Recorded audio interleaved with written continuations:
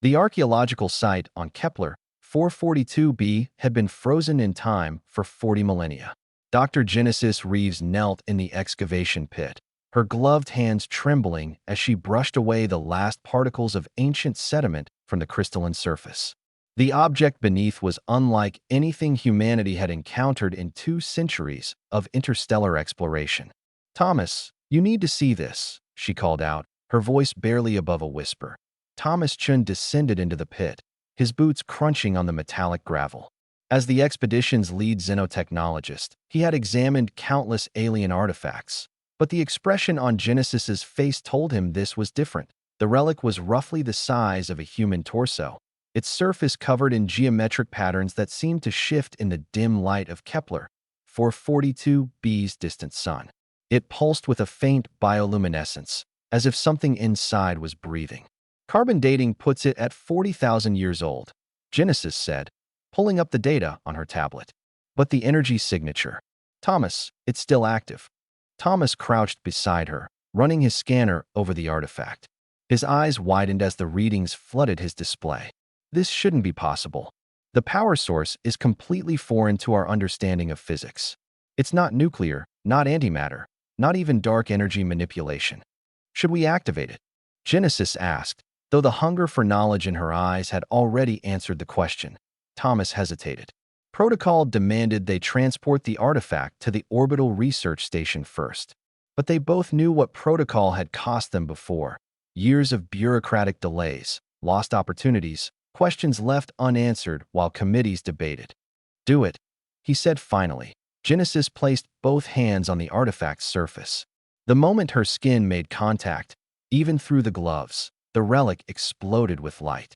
Both archaeologists stumbled backward as the crystalline structure began to unfold like a mechanical flower, revealing a hollow interior filled with swirling holographic displays. And then they saw it. Floating in the center of the projection, written in crisp, unmistakable English letters, was a single name: Genesis Reeves. "That's impossible," Thomas breathed. "This artifact predates human civilization by 35,000 years. English didn't exist.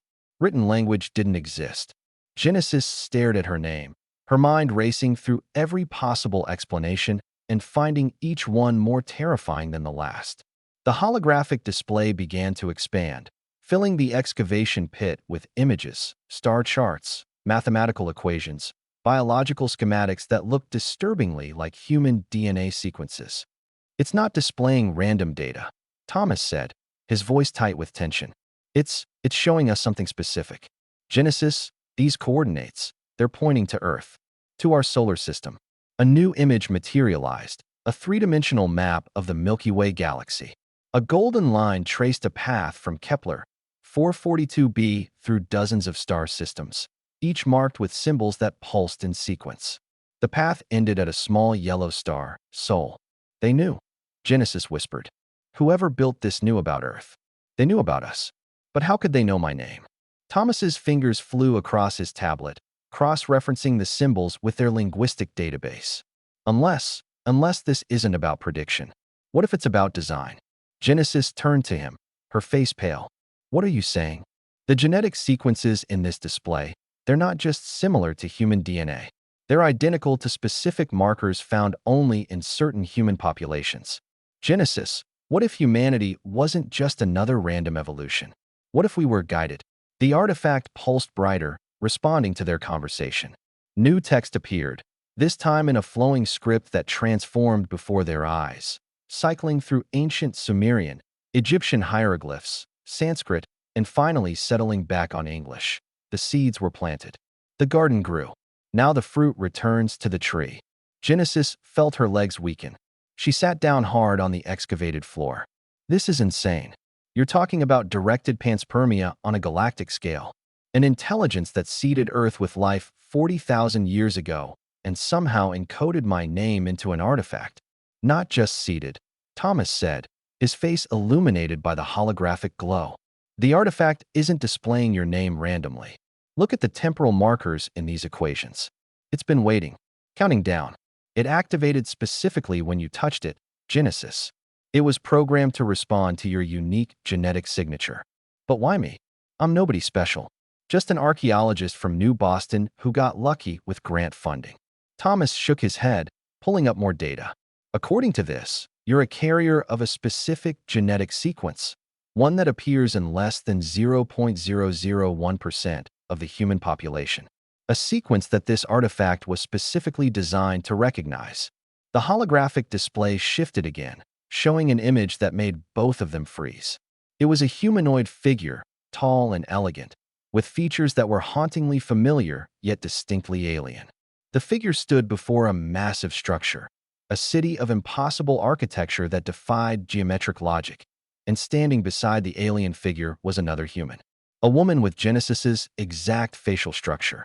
That's not possible, Genesis said, but her voice lacked conviction. The artifact spoke then, not in words but in pure information downloaded directly into their consciousness.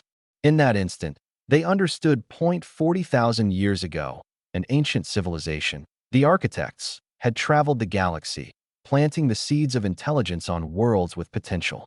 Earth had been one of hundreds, but Earth had been special. Humanity had been their masterpiece, encoded with specific genetic triggers that would activate when certain conditions were met. Genesis was one of those triggers, a living key designed to unlock the next phase of human evolution. The architects were gone now, vanished into the cosmic darkness. But their gifts remained, scattered across the galaxy, waiting for their children to mature enough to find them. What happens now? Thomas asked. Genesis stood, her fear transforming into something else, purpose. She reached out and touched the artifact again. This time, she didn't pull away as more information flooded her mind. The locations of other relics, knowledge of technologies beyond human comprehension, the coordinates of the architect's final message. Now, she said, her eyes reflecting the holographic light, we go home. And we tell humanity that we were never alone. We were never random. We were always meant to find this. Thomas smiled despite the weight of what they discovered. The galaxy's going to change. It already has, Genesis replied. As the artifact's light pulsed in recognition of its purpose fulfilled, humanity had always asked if they were alone in the universe. Now they had their answer. They never had been. They were the children of giants, and the inheritance was finally theirs to claim.